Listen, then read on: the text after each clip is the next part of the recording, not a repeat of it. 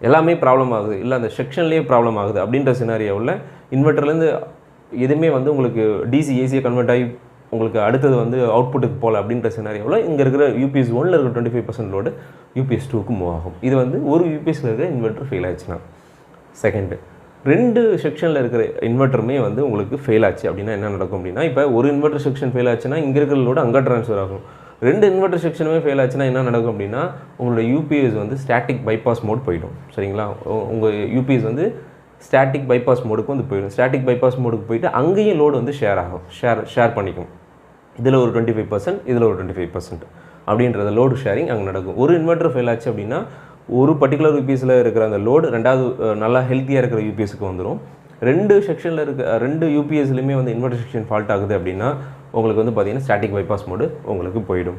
நல்லா புரிஞ்சுங்க, ஒரு யூபிஎஸில் ஒரு பர்டிகுலர் யூபிஎஸ்